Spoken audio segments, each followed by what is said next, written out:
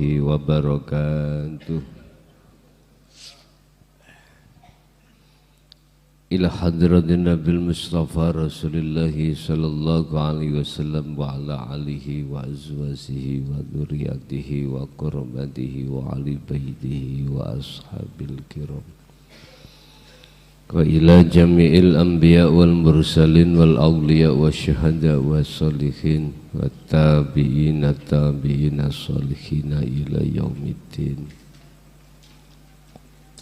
khususan jami'i masyayikhi ila muntahum wa ila abaina wa ummatina wa azdatina wa masyayikhina wa auladina wa azwazina wa dzurriyyatina wa ahli baitina, khususan jami'i masyayikh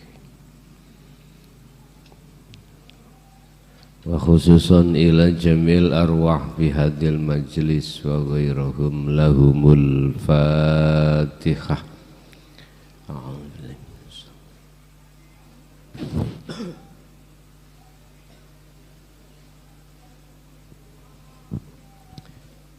Bismillahirrahmanirrahim. Alhamdulillahi rabbil alamin wa bihi nasta'inu ala umuri dunya waddin. Asyhadu an la ilaha illallah wa asyhadu anna Muhammadan abduhu wa rasuluh. Allahumma salli wa sallim wa barik alaihi wa ala alihi wa ashabihi ajma'in, amma ba'd. Jikalau hatimu sudah paham tentang masalah dirimu atau sudah sampai pada ilmu, amal dan istiqomah, jangan dikira dirimu itu sudah aman dari kepentingan hawa nafsu. Ketika saat satu hamba sudah menerima ilmu, amal dan istiqomah, jangan harap satu hamba itu sudah terbebaskan dari kepentingan hawa nafsu selama-lamanya. Belum.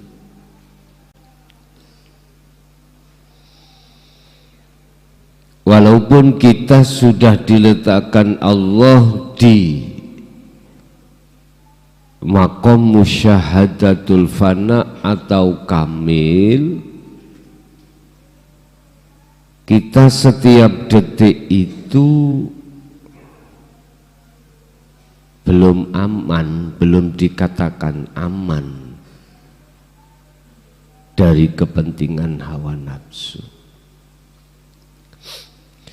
Dan ini memang maqam yang wajib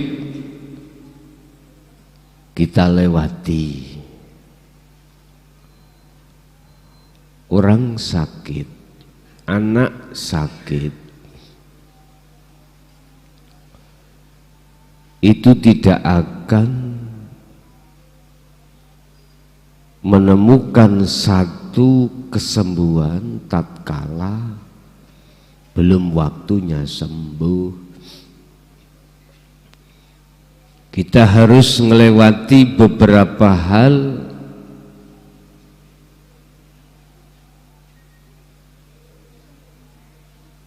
susah dan payahnya dalam satu perjuangan.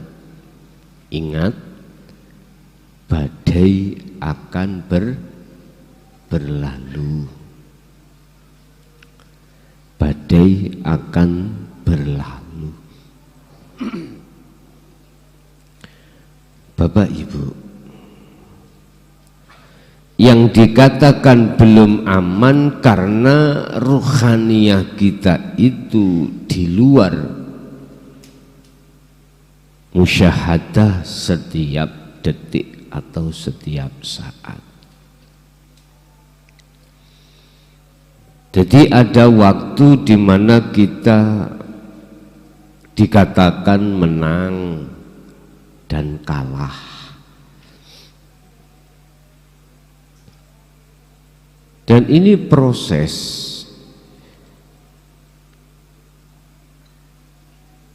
Ini proses dan hukum sunatullah yang harus kita lewati. Oleh sebab itu, janganlah kau mempunyai satu keputusasaan dalam perjuangan.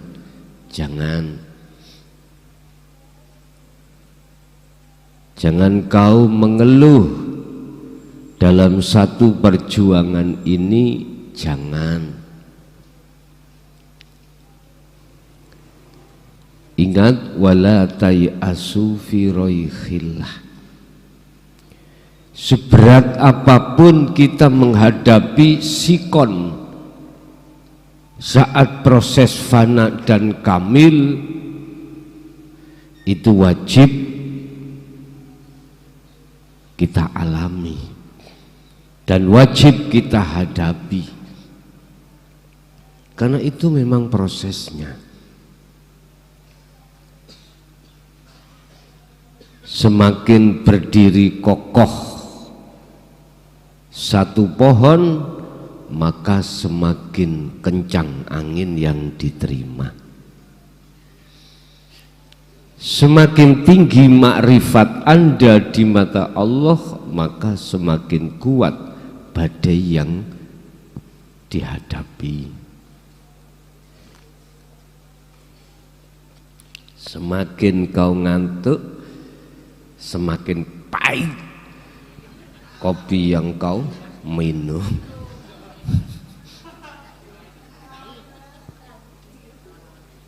Tapi di dalam kepahitan itu ada satu tombol ngantuk, gitu loh. Iki kakean mangan aku mangrek, langsung sirahku kok apa iki tak gelendangnya langsung wis gak eruh. Asine turun tangi mang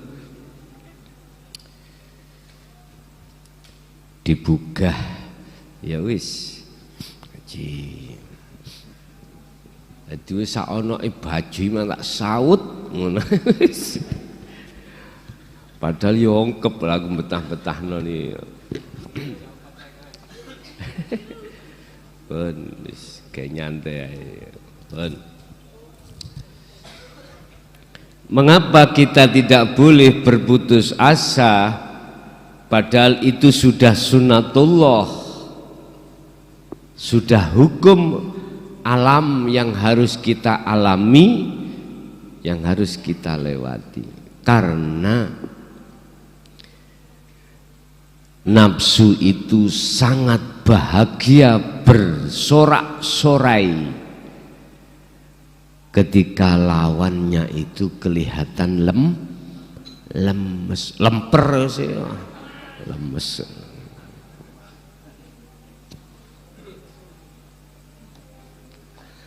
Kelihatan lemas. Hal ini tertuang di dalam surah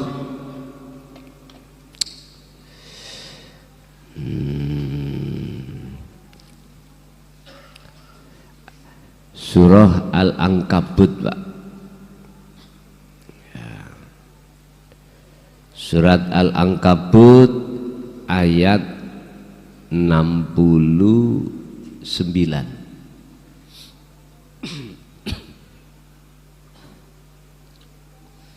Apa yang kita lakukan ketika saat kita sudah mendapatkan ilmu, amal, khalwat, tapi kita belum sampai maksimal kemakrifatan kita?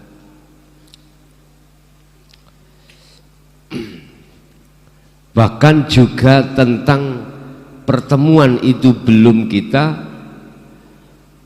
rasakan. Apa yang harus kita lakukan?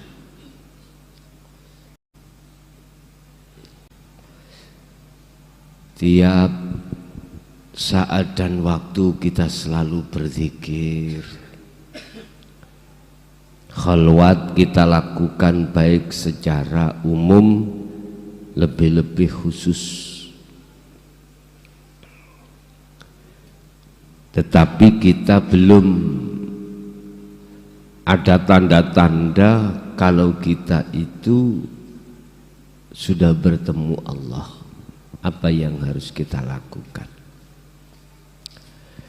Waladzina lan utawi wong akeh jahadu kang podo kholwat sopo alladzina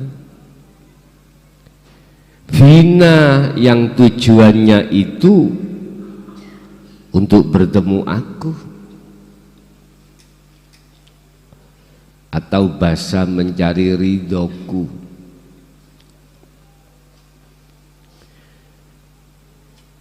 Orang-orang yang selalu menjaga khalwatnya, yang tujuannya adalah untuk bertemu Allah, maka lanahdiyannahum subulana. Kata Allah, lanahdiyannahum mongko yekti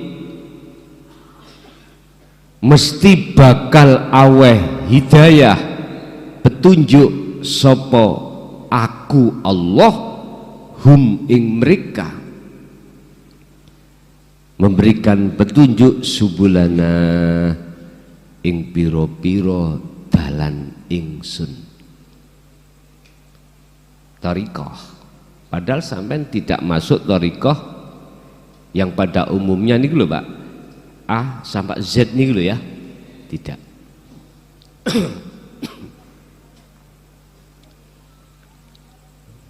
Kita sudah berthariqah mulai sejak kecil secara hakikat. Semua apa aktivitas yang Allah hadapkan terhadap kita itu adalah thariqah. Lanahdiyannahum subulana.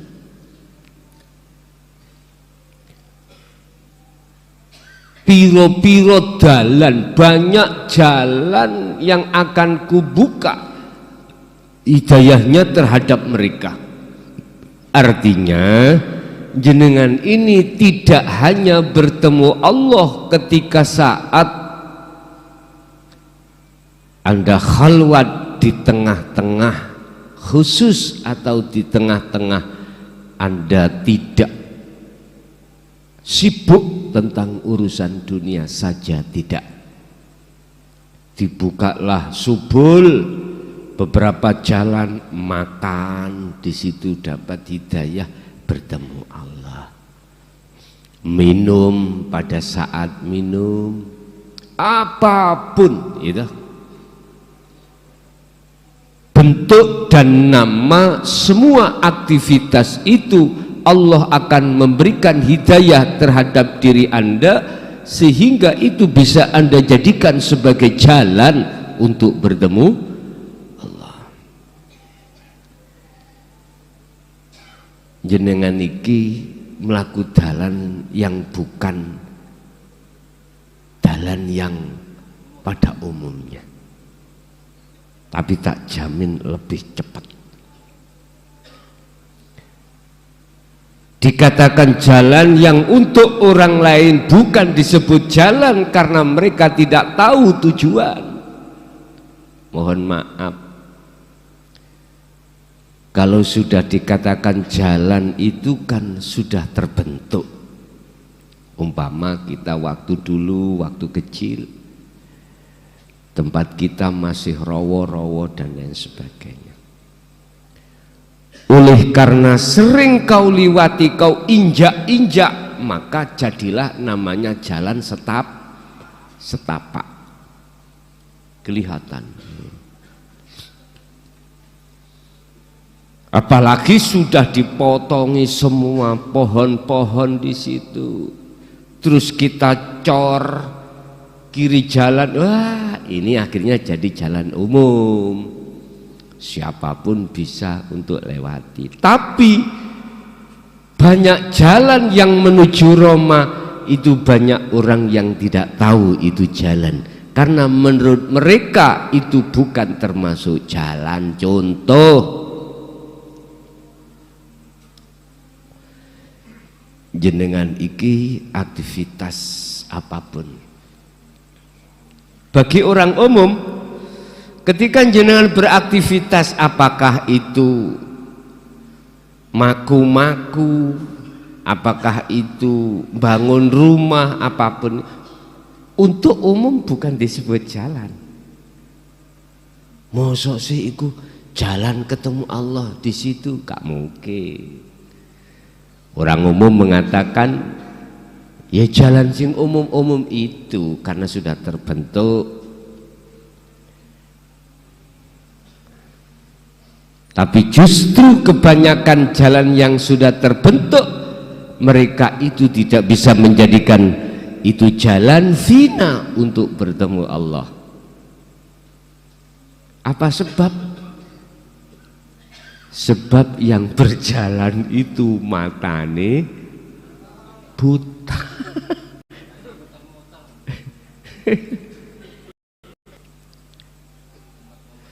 Mumet-mumet atau muter-muter.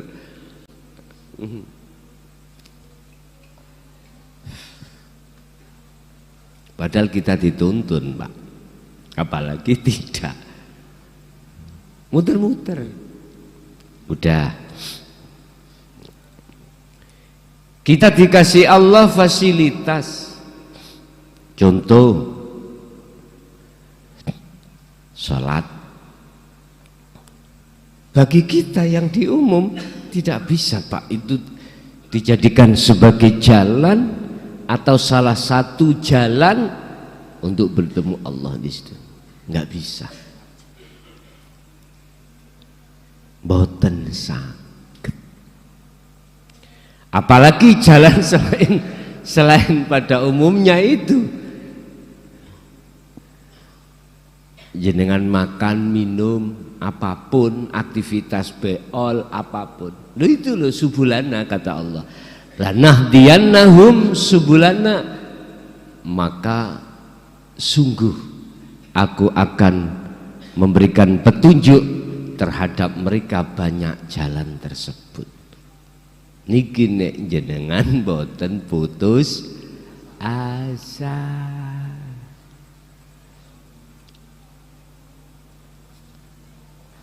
Wa innallaha lan sak temeni Gusti Allah iku lama al muhsinin, sungguh beserta orang-orang yang selalu hatinya berbuat bagus di mata Allah, yaitu tadi zikir. Jadi mereka yang membawa dan selalu melaksanakan zikir sirul asronya itu disebut lama al muhsinin. Itulah muhsinin, adalah orang-orang yang selalu berbuat bagus di mata Allah. Berarti lama'al, sungguh Allah beserta mereka. Berarti mafhum mukhalafai ayat ini kebalikan kata makna adalah jikalau jenengan tidak khalwat, maka jalan itu tidak akan dibuka oleh Allah. Sehingga khalwat itu hukumnya wajib bagi jenengan yang sudah berilmu, wajib. Tapi ini tidak akan wajib bagi mereka yang tidak berilmu. Berarti Kita nggak bisa dikatakan itu kholwat. Kalau kita tidak dikatakan itu kholwat bagi kita, maka jalan-jalan itu tidak akan pernah dibuka oleh Allah. Nggak bisa.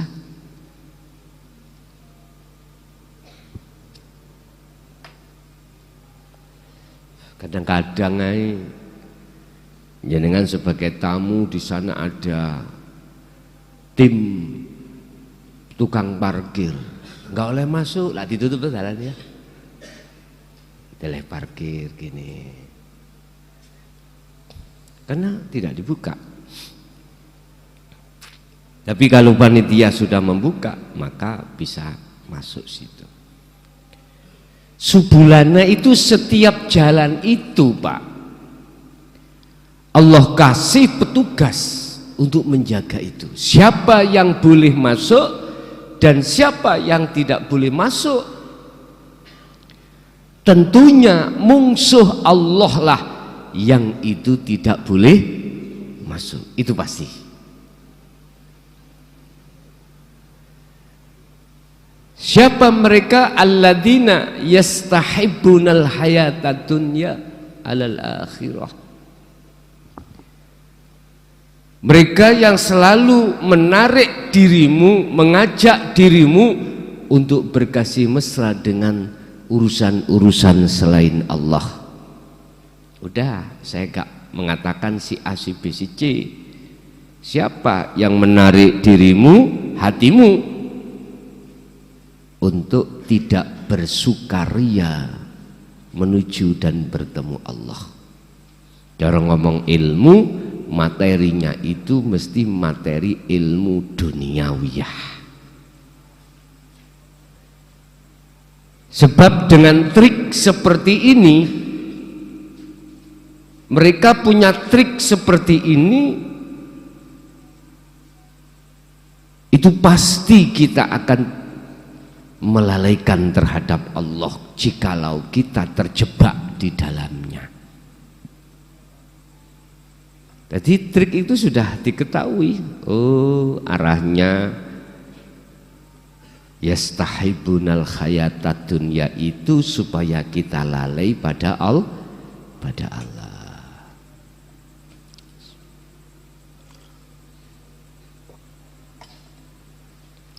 Udah, itu sudah sampean ketahui.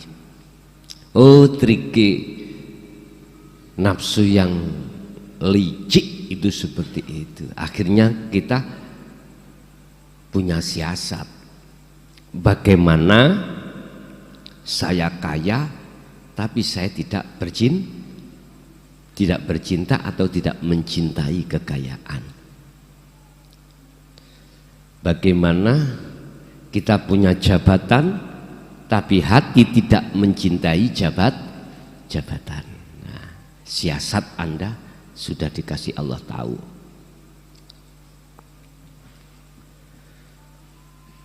Mereka juga tidak akan pernah berhenti untuk mengejar-ngejar dirimu walaupun Anda itu sudah tahu politik liciknya. Ya, politik liciknya untuk menjerumuskan kau di dalam kesenangan-kesenangan yang ada kaitannya dengan Allah, yang kaitannya dengan selain Allah. Wa yasudduna an sabilillah. Dengan cara pola kelicikannya mereka akan menebarkan opini di tengah masyarakat atau di tengah hatimu bahwasanya jalan apa yang kau tempuh, jalan apa yang kau lewati, mereka menebarkan isu bahwasanya itu jalan yang sesat.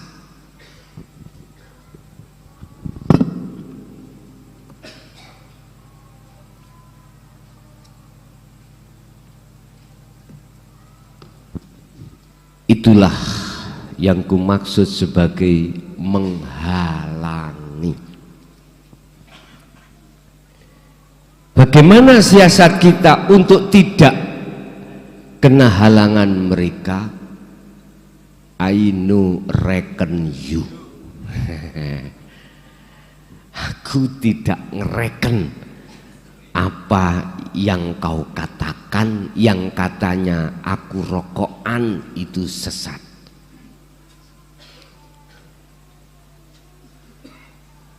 Aku aktivitas apapun kau sebut itu sesat.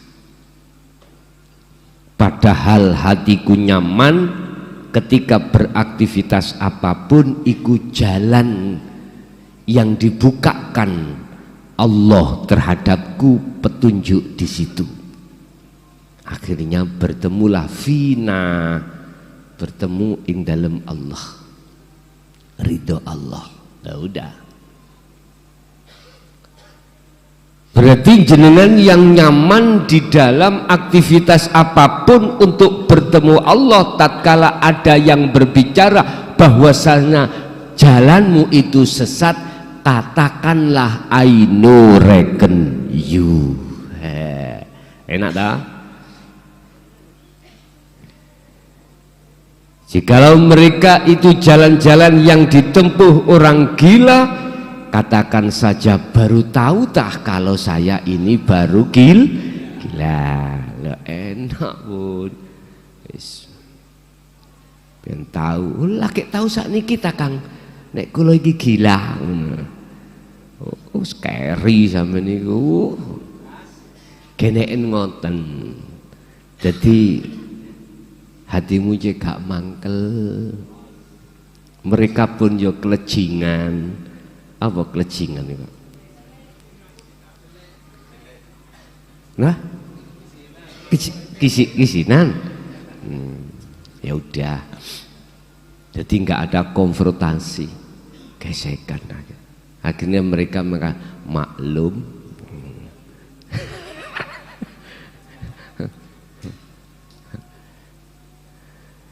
Lewat itu mereka itu menghalang-halangi dirimu. Yang terakhir, wa yabghunaha iwaja, mereka berupaya untuk membengkokkan tujuanmu, dibengkokkan. Kau berbagai macam cara. Lewat apa mereka membengkokkan kita? Ekstrim Pak. Enak-enak kita sudah kenceng khalwatnya di setiap saat dan waktu, baik di tengah umum maupun di tengah khusus. Ada saja yang memberikan provokasi. Entah provokasinya itu langsung terhadap ajaran yang kau emban, yaitu ajaran Rasulullah ini, dan atau dibengkokkan lewat persoalan-persoalan rumah tangga. Bengkokkan biar sampean iki gak fokus dalam tujuan. Pesene materi malam hari ini, jangan kau pernah berputus asa. Jangan. Walaupun kita sudah berilmu, yo amaliyah khalwat itu sudah melaku. Selama kita belum dimaksum, artinya kita masih di mahfud, dan di dalam makom mahfud itu ada musyahadatul fana dan kamil, maka nafsu iku gak pernah berhenti Pak, oleh nusuk sampai kali kula dari belakang. Maksum iku makomnya adalah makom musyahadatul fana, musyahadatul baqa.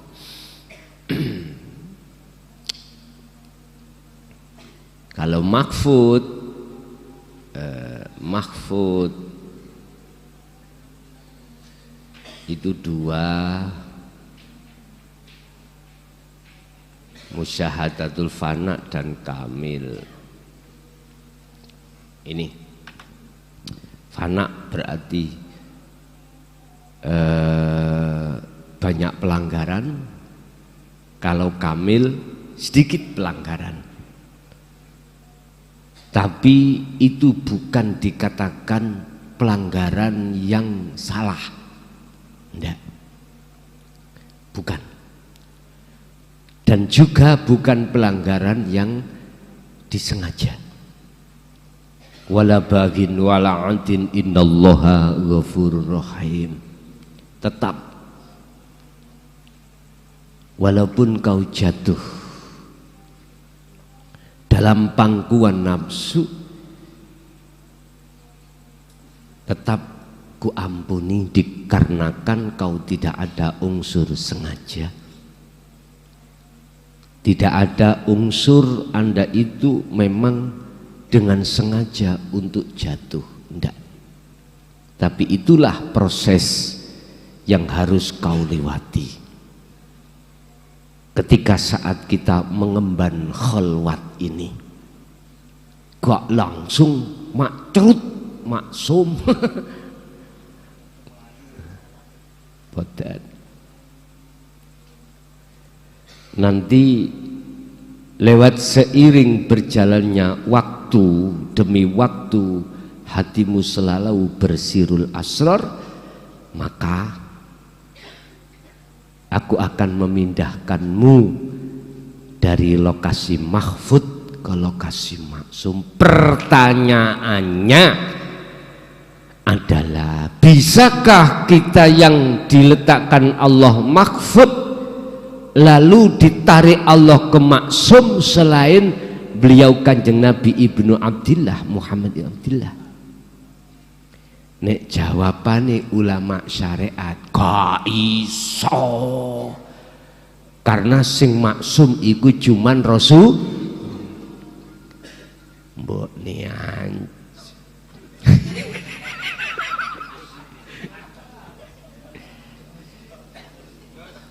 Ngapunten, Allah dulu dengan Allah sekarang itu sama apa ndak?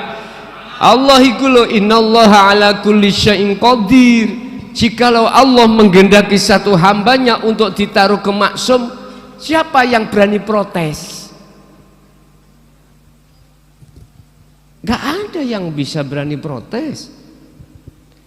In arada syai'an ayyakula lahu kun fayakun. Ya udah, jangan kau membatasi Allah dalam penguasaan dikarenakan zaman. Jangan, gak boleh Pak. Berarti kita masih ada suudon pada Allah. Kalau Allah itu sekarang sudah tidak mampu untuk meletakkan hambanya ke maksum.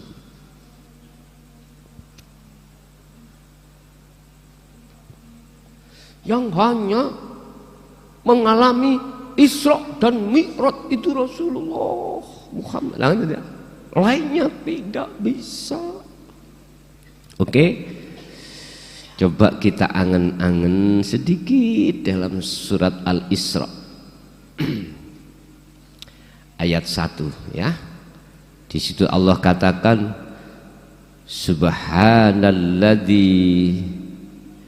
asra bi'abdihi, subhanalladzi asra bi'abdihi lailan. Coba ayo, mengapa di sini kok memakai isim nakiroh, artinya umum?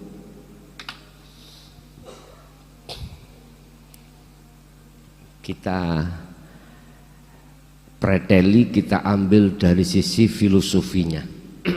Nek cara bahasa arek pondok, ayo digoleki balaghah manteknya.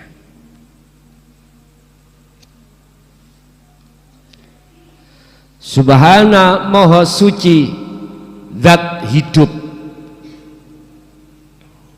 Mana zat hidup itu? Wes munyer ndas iki. Kalau sudah dihadapkan zat hidup, akhirnya ampun, jangan pernah kau pikir zatnya Allah. Lah kok pikir, Bos? Ya gak mampu. Ingat pembahasan tentang hati di dalam Ikhya ini ada dua pengertian.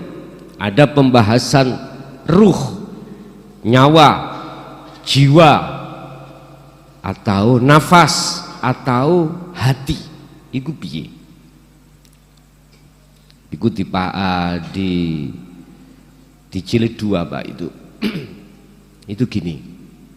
Hati itu miturut beliau Syekh Muhammad ibnu Muhammad bin Ahmad Al-Ghazali mengatakan gini, hati itu ya ada dua pemahaman. Pemahaman secara syariah, hati itu segumpal darah atau daging yang ada di sebelah kiri dada, dan di tengahnya itu ada bolongan, lubangan. Yang lubangan ini dilewati oleh darah hitam yang dijadikan oleh nyawa untuk berinteraksi. Yang di situ ada buahnya disebut sanubari. Wong Jawa ngarani sanubari.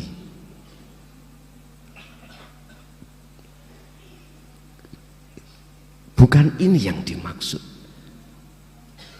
secara fisik. Tapi yang kumaksud hati itu adalah ar-ruh.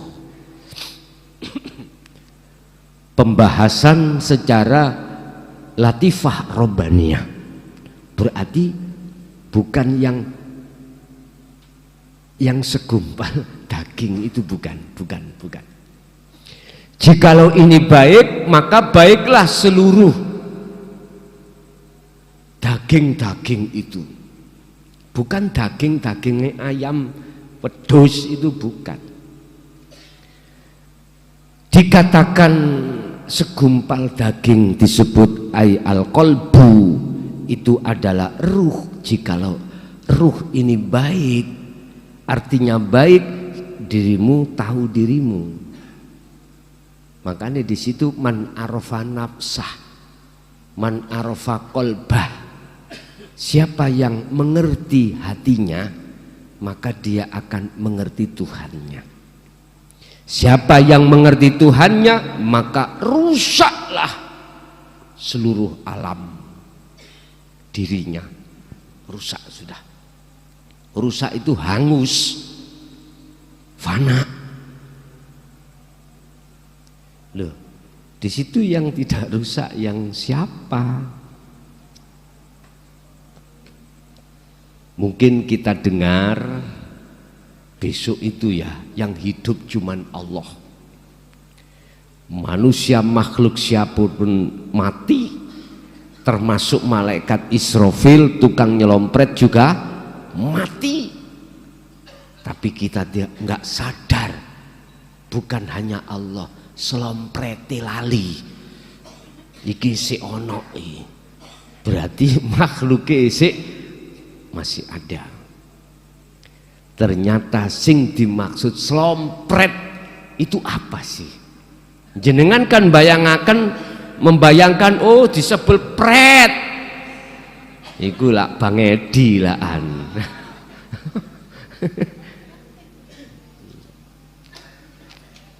Bukan itu, Bos. Yang dimaksud slompret iku bukan iki. Kalau boleh saya katakan kalimat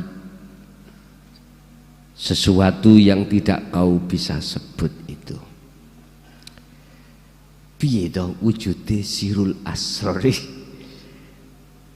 dalam Su'aul Basyir? Gak bisa jenengan iki memfisikkan iki lho.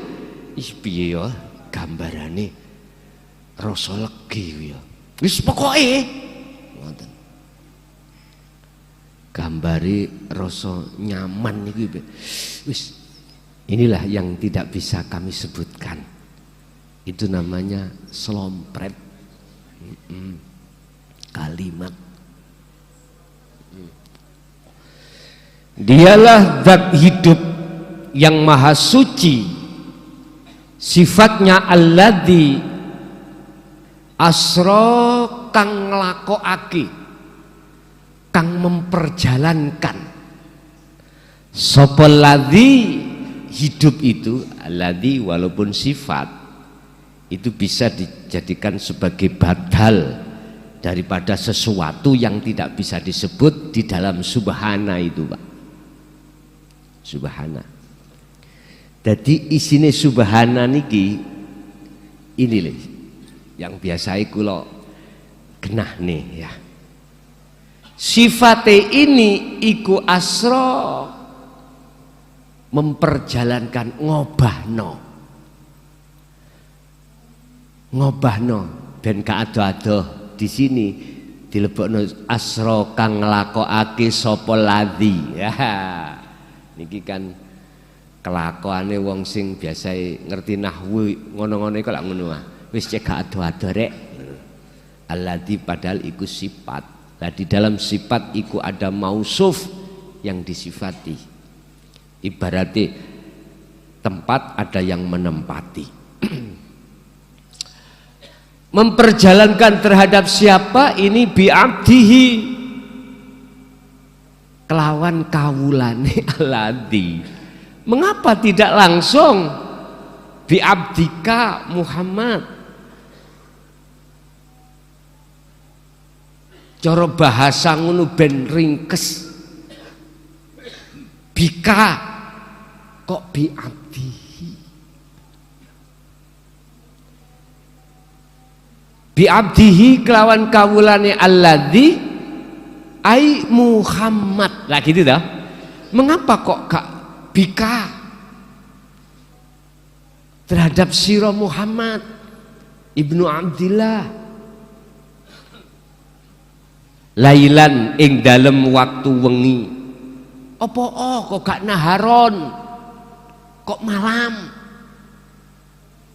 Nah ini kita tidak akan pernah bisa memecahkan maksud satu lafaz aja terkait firman Allah, sehingga dalam satu ayat lain Allah katakan wong kafir sak Mekah, Pak, dibantu jin mulai eprit sampai anake putu-putune jin disebut tuyul.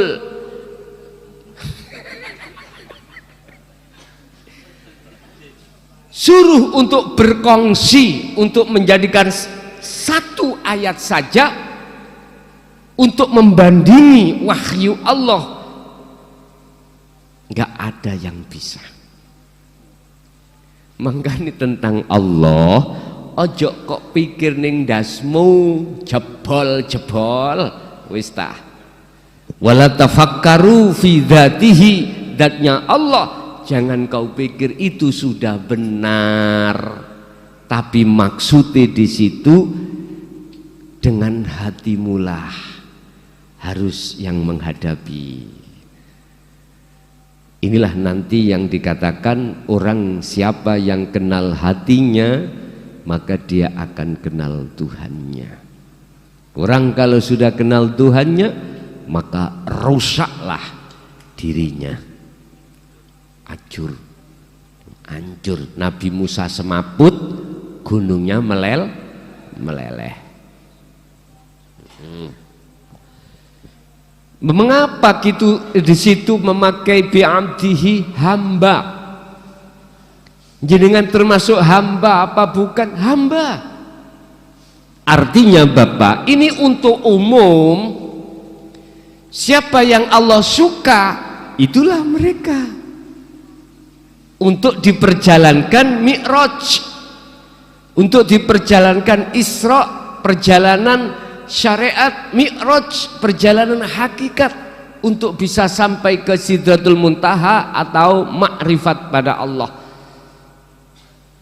Sehingga di situ dikatakan Sidratul Muntaha adalah kesadaran penuh dalam hatimu bahwasanya kita makhluk itu tidak ada, tidak punya apa-apa.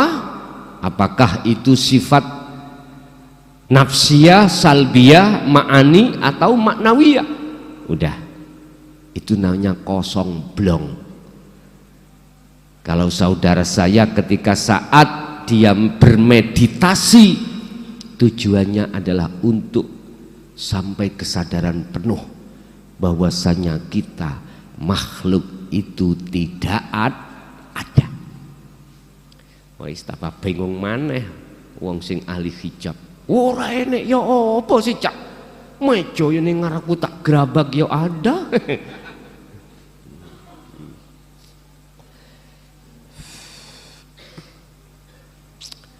Bapak Ibu hadirin jamaah rahimakumullah. Berarti ketika saat Allah memakai bi'abdihi kelawan hambane alladzi, yaitu Muhammad, Allah berarti juga mampu dan berkuasa menghantarkan dan memperjalankan selain Muhammad ibnu Abdillah itu berisra dan bermi'raj menuju Sidratul Muntaha.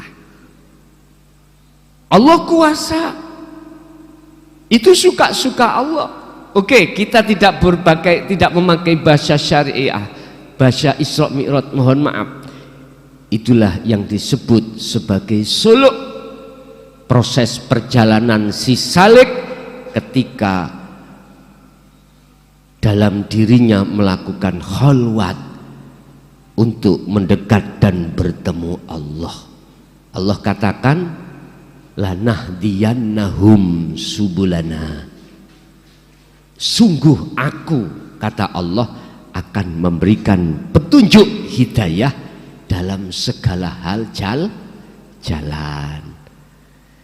Waktu makan ingat kamu, waktu minum ingat kamu, waktu apapun hati itu selalu koneksi kepada Allah, dikatakan bertemu.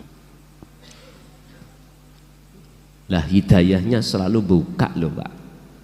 Jadi malaikat-malaikat sing jaga setiap jalan itu udah gak menanyai apapun. Udkhuluha bisalamin aminin. Monggo, monggo. Teng lebet pun dinteni Gusti Allah mean. Umpama ngono. Sebab di dalam dirimu sudah dicap, ada stempel ning bathukmu iki lho Pak ya. Bathuk sampean itu sudah ada stempel sebagai Khalilullah. Apa Khalilullah, kekasih? Kalau stempel itu kayak stempelnya kepala desa, apa tak gaekno 10 sampean.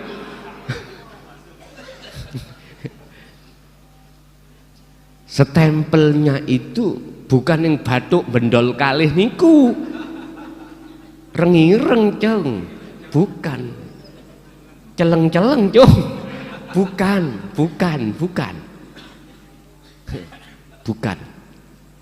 Bukan yang ada di kemiren sampai bengkak, bukan itu, bukan. Apa? Mana stempel itu? Stempel itu telah tertera sangat jelas di dalam hatimu. Tondo kalau stempel itu sudah ada pada dirimu adalah, kata Rasul, anta budallaha ka'annaka lahu taroh. Ketika kau beraktivitas apapun, wis, tanpa terkecuali. Di situ telah nyatanya Allah dalam dirimu yang berperan. Yusyahiduna annal fa'ila huwallahu ta'ala. Bahasane ngeten Pak. Yusyahiduna annallaha ngoten lho. Bal yusyahiduna allaha huwallahu ta'ala.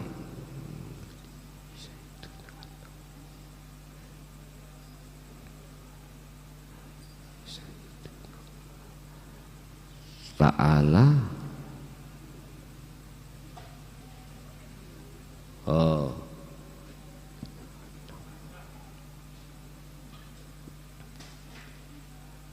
Bal yusyahiduna annallaha ta'ala huwallahu ta'ala. Ngoten lho. Kok angel sirek nulis iki rek. Sik sekedap. Wonten bale mriki. Duduk bal-balan niku lho ya. Bal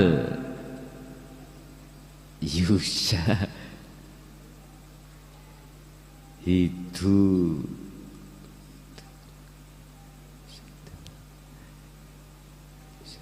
annal fa'ila gitu loh Pak. Fa'ila wallahu ta'ala.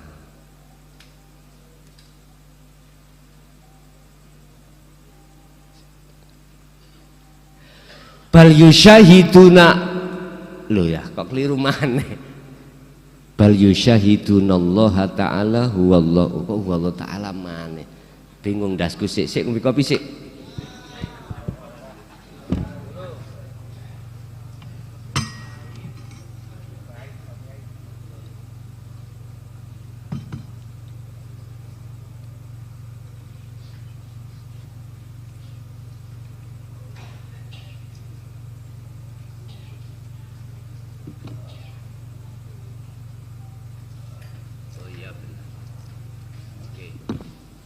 Bal yusyahiduna lan balik padha nyekseni sapa mereka pun bener annal fa'ila ing sak temene yang melakukan huwa utawi fa'il iku Allahu ta'ala pun leres.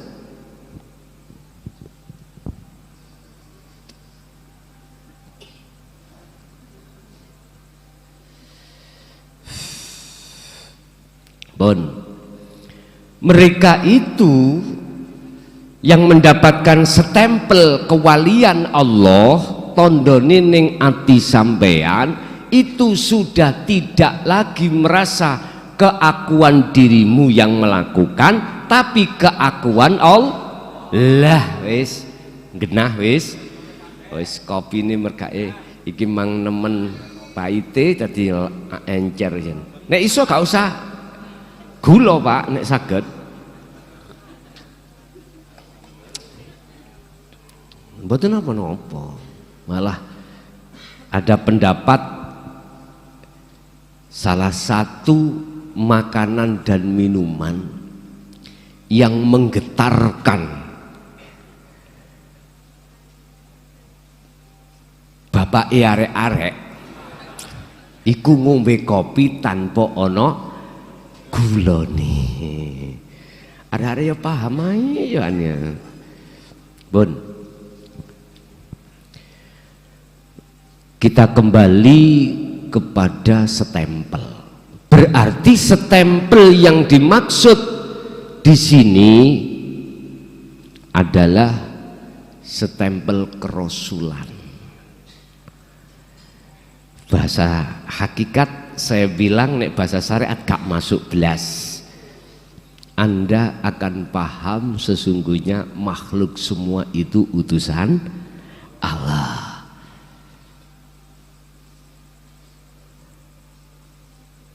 Posisi Anda kalau sudah di situ maka udahlah ya itulah tanda-tanda amal arif, orang-orang yang disebut di mata Allah sebagai orang yang makrifat itu di situ. Tidak ada kecuali kekasih Allah. Terlepas Anda sugih atau melarat, terlepas Anda itu tadi orang yang alim atau tidak di mata manusia, terlepas Anda di tengah masyarakat dihormati atau tidak oleh masyarakat, itu sudah tidak menjadi ukuran.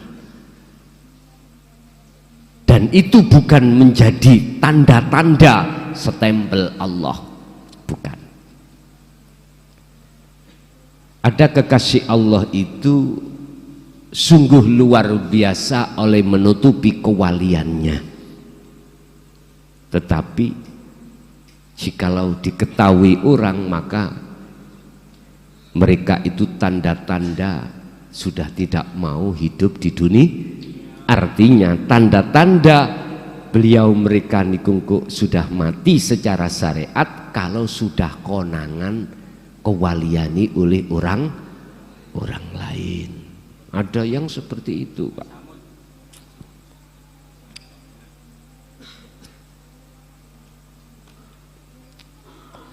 Dah, kita kembali ke surat Al-Isra. Jadi secara hakikat kita mengatakan bahwasanya maksum itu hanya diduduki oleh beliau junjungan kita Muhammad ibnu Abdillah. Mohon maaf, itu sama halnya kita itu telah menyudutkan Allah, kekuasaannya itu hanya itu. Enggak. Terbatas, membatasi kekuasaan Allah. Padahal maksud bi'abdihi itu adalah umum, hamba. Anda bisa jadi di masa sekarang, di zaman sekarang, Anda ini yang diletakkan di situ.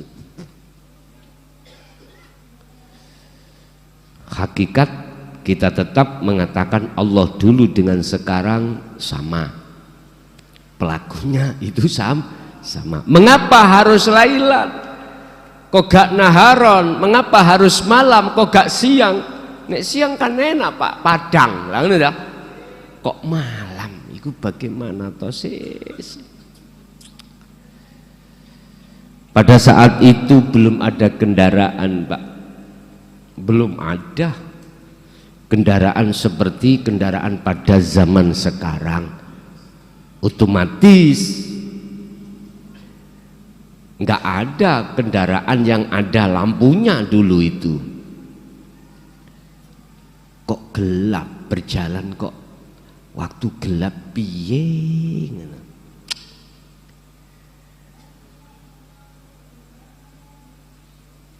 Alladzi barokna khaulahu linuriyahu. Walaupun gelap karena malam, Allah memberikan cahaya penerangan ketika perjalanan Muhammad Mi'raj dari Masjidil Aqsa ke Sidratul Muntaha. Alladzi barokna khaulahu, dialah zat hidup yang membuka pintu berkah di kanan kiri. Linuriyahu min ayatina innahu wassamiul basir. Dan didatangkanlah cahaya makrifat untuk menerangi perjalanan hatimu menuju dan bertemu Allah. Nah ini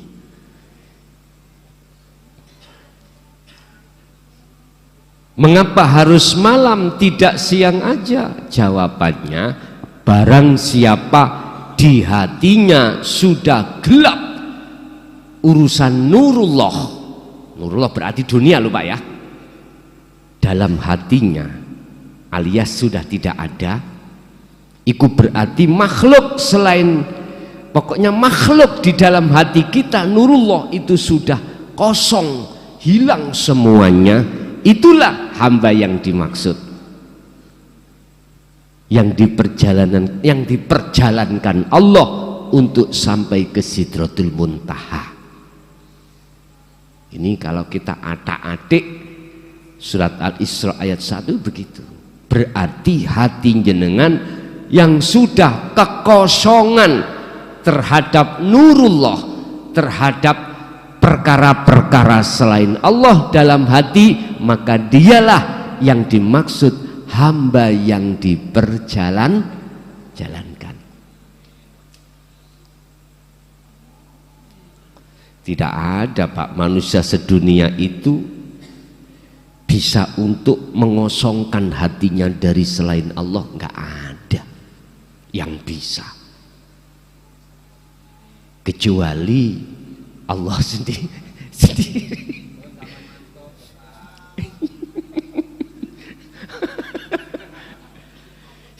Iyalah, ketika saat dikatakan bertemu, geletek Pak, tahu geletek? Walah kabeh Gusti Allah. Wis langsung lemes wis. Oh.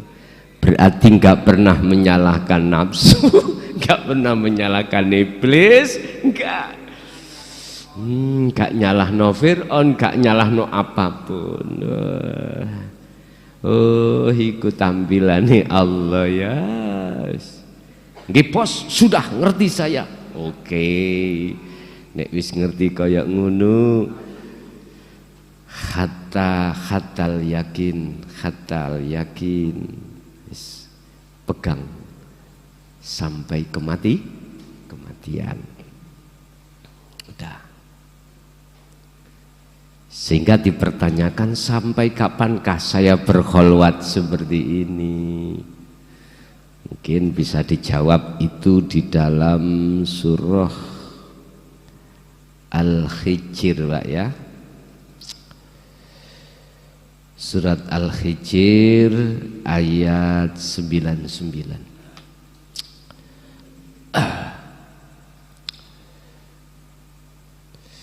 Surat Al-Hijr itu ayat surat kepiro Pak? 15. Oke. Wa'bud rabbaka hatta ya'tiyakal yakin. Sampai kapankah saya berkhalwat ini? Kok kemarin dikatakan hanya 41 hari. Dan sembahlah Tuhanmu, atau berkhalwatlah kau sampai yakin. Artinya yakin itu ajal datang kepadamu. Berarti sampai mati.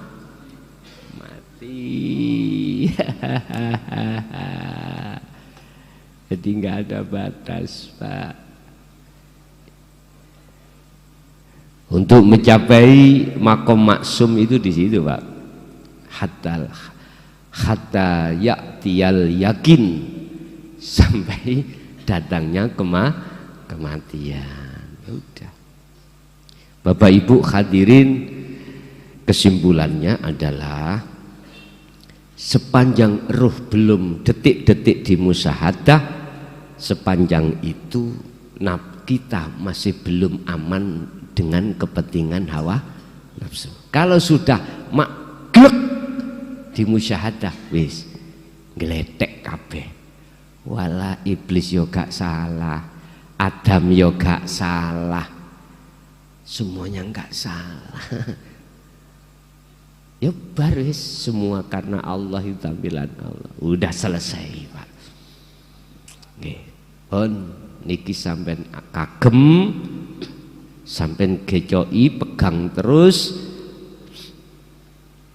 ajaran-ajaran yang telah diberikan Allah terhadap diri kita semua. Ingat, sesungguhnya kita didoktrin Allah tentang dino tauhid ini semata-mata Allah mempersiapkan, menjadikan dirimu sebagai kekasihnya. Dan di situ kalau sudah sampai di kekasihnya, tergantung Allah. Dipanggil Allah pulang, apa ditugasi Allah untuk membimbing umat yang lainnya. Wis iku urusane Allah. Jenengan manut mawon. Jadi besok mulai tanggal 20 kami minta waktu untuk tidak bertemu, untuk tidak ngaji dulu. Nanti kita akan ketemu lagi insya Allah di bulan saat ini Maret nih, April lah Pak ya.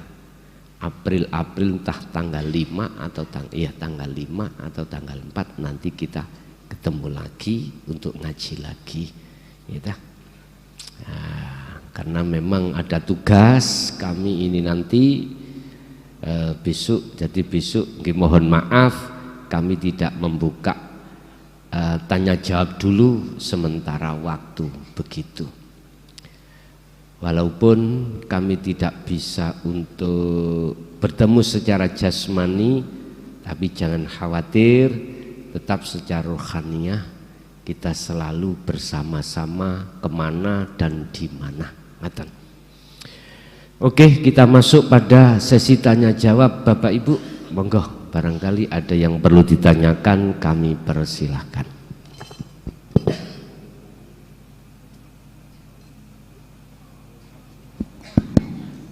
Baik.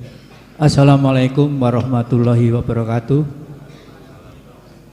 Perkenalkan Gus, nama saya Sentot dari Pekayon, Kelurahan Keranggan, Kota Mojokerto. Monggo. Pada saat kami melakukan kolwat hari kedua setelah baiat, persisnya kemarin malam Gus ya, kami kolwat khusus di ruang kamar yang tertutup, tidak ada cahaya, gelap, sambil berbaring dan memejamkan mata. Kurang lebih 2 jam kami berzikir sirul ashor. Kemudian tiba-tiba dada kami terasa berat, sesak gitu Gus ya. Dan setelah itu tiba-tiba seolah-olah kami itu melayang. Dan melayang kami melihat dalam bayangan kami itu gelap. Itu yang pertama. Kemudian saya lanjutkan terus berzikir sirul ashor. Sampai kemudian seolah-olah kami tertarik lagi yang kedua. Itu kami melihat bayangan di depan itu putih. Kemudian ada bulat putih. Itu menurut pandangan kami, itu kira-kira maksudnya apa? Pada saat dada kami terasa sesak, kemudian kami melihat bayangan hitam dan putih. Yang kedua itu putih, kemudian ada bulat putih. Seperti mungkin di gambar di atas, cuman backgroundnya itu kan hitam. Kami melihatnya itu putih.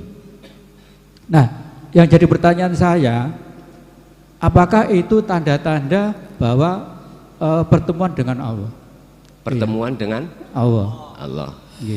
Kemudian yang kedua, apabila nanti kami akan melakukan kolwat lagi, apakah bisa terjadi yang berulang kali? Gitu. Jadi mungkin itu aja Gus, 2 pertanyaan kami. Terima kasih. Wassalamualaikum warahmatullahi wabarakatuh. Waalaikumsalam warahmatullahi wabarakatuh. Ketika si Salik melakukan suluk untuk mendekat dan bertemu aku, maka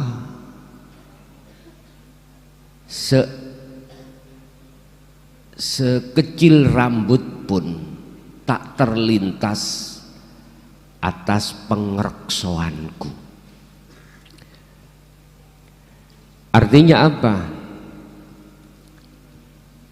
Innallaha ma'akum fa'aina ma kuntum.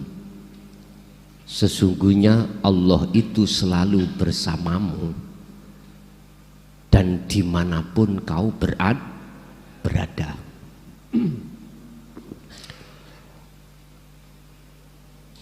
Arti Allah selalu memantau dirimu. Allah sudah mempersiapkan cahaya makrifat terhadap hamba yang seperti ini. Hamba yang seperti ini apa maksudnya? Yang disebut si Salik ketika suluk. Suluk itu apa tak? Suluk itu proses perjalanan ruhaniyah itu mendekat dan bertemu Allah, yang kita sebut sebagai kholwat itu loh Pak. Khalwat itu perbuatannya. Iki suluk. Lah salik itu adalah jenengan sebagai pelaku. Allah mempersiapkan cahaya makrifatnya untuk bertemu aku terhadap hamba yang seperti ini. Maksudnya hamba yang seperti ini, hamba yang jelas laqad radhiyallahu, yang Allah sudah meridhoi, memberikan kunci zikir untuk membuka diri. Kuncinya zikir. Si salik ketika suluk supaya bisa bertemu Allah, mohon maaf, inilah yang sering kali ku dengung-dengungkan tentang masalah fungsi daripada sirul asrar ini. Sebab dengan sirul asrar itu nanti sebagai alat untuk pelepasan keakuan diri jenengan ketika jenengan iki suluk. Kalau belum melepaskan keakuan diri kita sebagai salik yang berkhalwat, yang berzikir, maka kita hanya mendapatkan cahaya nurullah, bukan nur makrifat. Bentuknya cahaya apapun akan dikatakan sebagai nurullah tatkala berangkatnya kita zikir itu tidak dengan sirul asrar.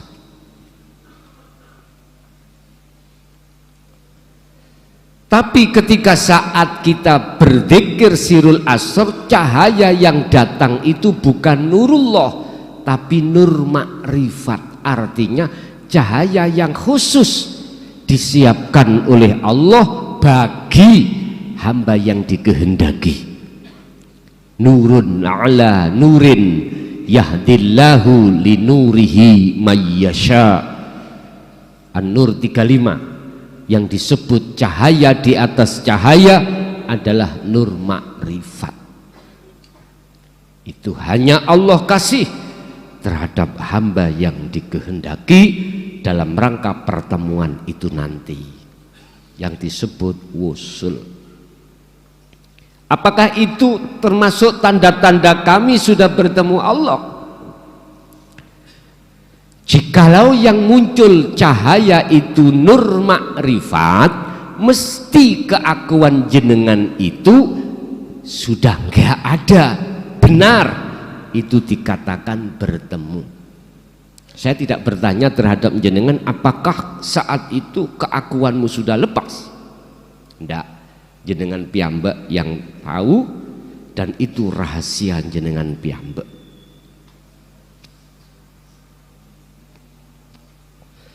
Itu rahasia Anda sendiri.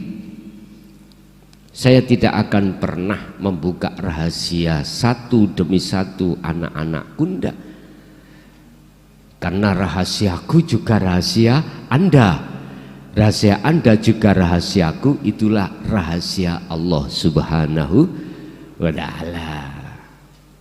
Gak kira orang lain akan tahu. Cuman saya kasih jawaban lewat sistem ilmu. Tatkala jenengan ketika khalwat itu tadi jenengan melampah, berjalan, memfungsikan sirul asrar, maka cahaya yang datang itu bukan nurullah tapi nur makrifat. Mengapa itu tadi harus gelap? Itulah proses penggelapan, penyepian, pembersihan kotoran hati yang kami sebut makhluk dilepas. Kadang mengimbas seakan-akan kepala kita ada yang narik maknyut. Kadang-kadang ada pergerakan yang menurut jenengan itu tidak wajar. Jikalau ini berangkatnya dari sirul asr, maka ketahuilah itu salah satu tanda proses Allah membersihkan hatimu dari noda hati. Itulah penyakit hati yang kami sebut sumbernya adalah syirik.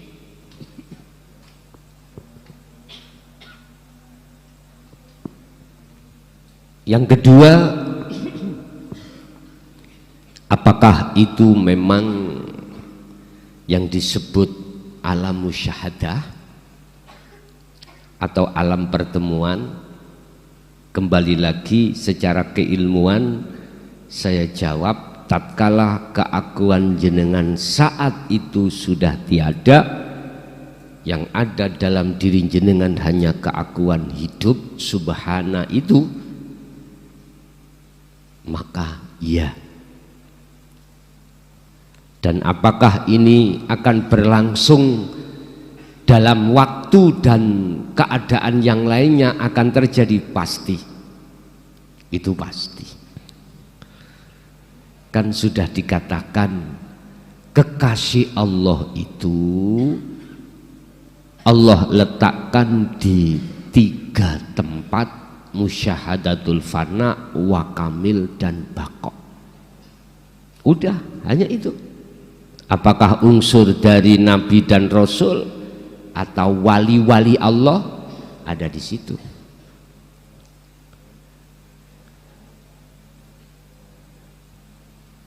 Bapak Ibu hadirin, jadi yang bisa menjawab itu hati sampean piyambak. Cuman saya hanya menggambarkan aja begitu. Urusan terjadi pasti akan terjadi di lain waktu dan tempat juga. Urusan durasi pertemuan itu yes kapan?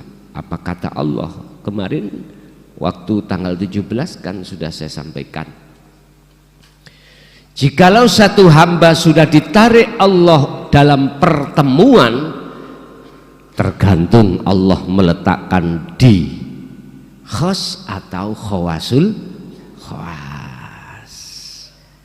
Durasinya juga begitu, wis udah urusan Allah. Kita akan nyaman dan tidak ada gerutu di dalam hati sekalipun itu durasinya tidak lama, manakala kita tetap menduduki hamba ini laksana batang urip. Ya sudah, batang kan. Batang itu nggo apa toh, Pak? Ya ora ning gunane toh. Batang tidak ada gunanya. Namanya batang, bangkai. Udah. Pasti umumnya orang kalau melihat bangkai wis menjijikkan, udah gak kanggo.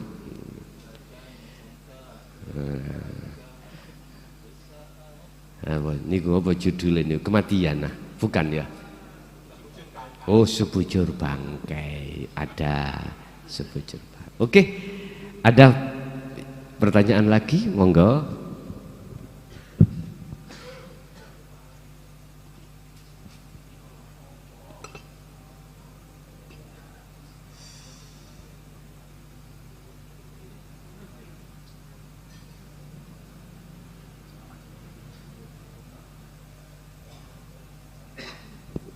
Ibu, ada Bu yang ditanyakan?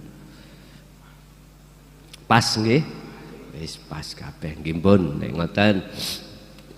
Jadi saya ulangi lagi, besok kita enggak ada live sampai tanggal antara 3 sampai 5 gitu.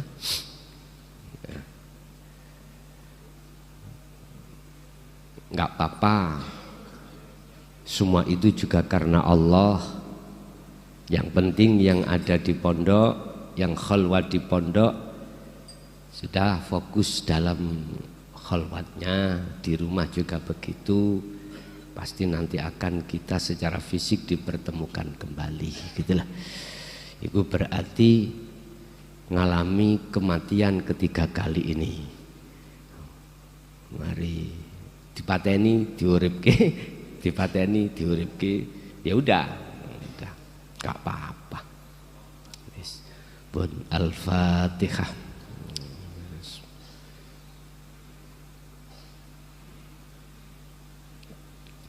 Akhirul kalam, ihdinas siratal mustaqim. Assalamualaikum warahmatullahi